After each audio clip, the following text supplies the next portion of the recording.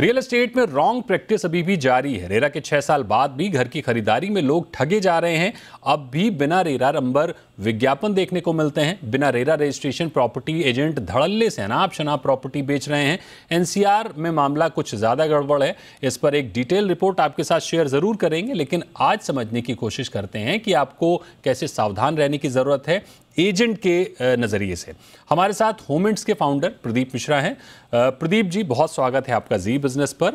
मेरा पहला सवाल ये होगा कि अब भी प्रॉपर्टी मार्केट में रॉन्ग प्रैक्टिस लगातार जारी है। तमाम प्रोजेक्ट ऐसे हैं जो बिना रेरा नंबर के विज्ञापन कर रहे हैं, प्री लॉन्च हो रहे हैं। तमाम बिल्डर्स की वेबसाइट नहीं है, एक नहीं तमाम मुश्किलें बनी हुई हैं। आखिर ये दिक्कतें क्यों बनी हुई हैं, कुछ इस पे प्रकाश डालिए।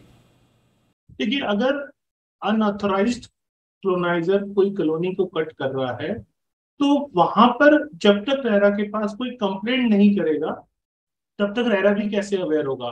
तो यहाँ पे मेरे को लगता है कि आम बायर को जागरूक होने की जरूरत है, और वहां पर अगर ऐसी कोई चीजें सामने आई है तो वहां पे इमीडिएटली जाके रेरा में कंप्लेंट किया जाए तो रेरा उस पर जरूर एक्शन लेता है।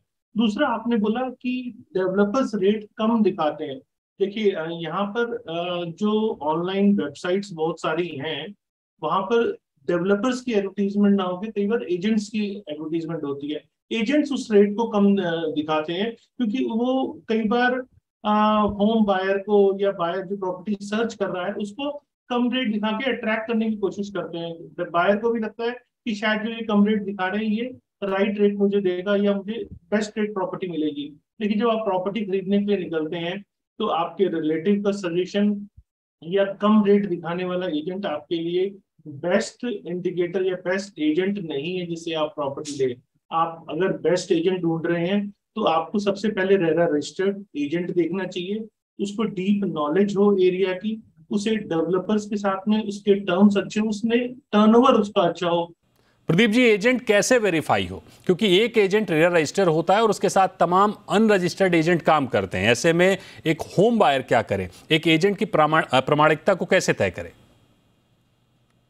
जैसे मैंने आपको बताया कि एजेंट का टर्नओवर अच्छा होता है, उसे पता लगता है कि वो काम उसने कितना किया हुआ है, क्योंकि जिसने काम किया हुआ है उसको ये पता होता है कि राइट रेट क्या है, डेवलपर जो ऑफर कर रहा है वो प्राइस राइट है या नहीं, उसमें डिस्काउंट का स्कोप है या नहीं, या सेकेंडरी मार्केट में जो प्रॉपर्टी सेल के लिए आई है उसकी एक्चुअल प्राइस क्या है। तो यहाँ पे जब आप एजेंट से बात करते हैं और उसका ट्रैक देखते हैं, सोशल मीडिया पे भी आजकल आप इजीली ट्रैक देख सकते हैं, तो जब ट्रैक देखते हैं तो आप एजेंट का सिलेक्शन अच्छा कर पाते हैं।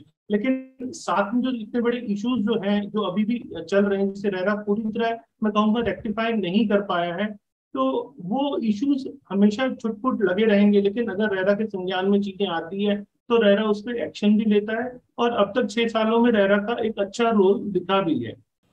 Pradeep ji, non registered agent के साथ तमाम मुश्किलें हैं, लेकिन रजिस्टर्ड एजेंट के साथ शायद मुश्किलें थोड़ी कम हो जाती हैं। नॉन रजिस्टर्ड एजेंट की रोकथाम कैसे होगी? देखिए, अगर एजेंट अनरजिस्टर्ड है तो आप उसके खिलाफ भी शिकायत कर सकते हैं कि अनरजिस्टर्ड होते हुए भी प्रॉपर्टी सेल कर रहा है, रेरा उसकी भी सुनवाई करता है।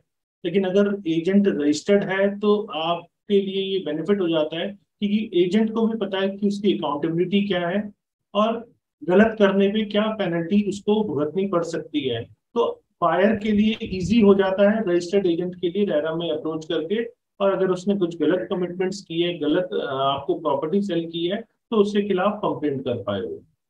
प्रदीप जी, कैसे सुनिश्चित करें कि एजेंट रेरा रजिस्टर्ड है ही, रेरा नंबर के साथ, और कौन से कागजात उसके देखने जरूरी हैं?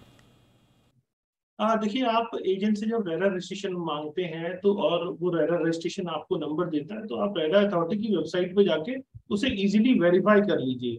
और मैं तो ये आपसे सजेस्ट करूंगा कि अनरजिस्टर्ड जो रेरा रजिस्टर्ड एजेंट नहीं है उससे आपको प्रॉपर्टी खरीदनी ही नहीं चाहिए।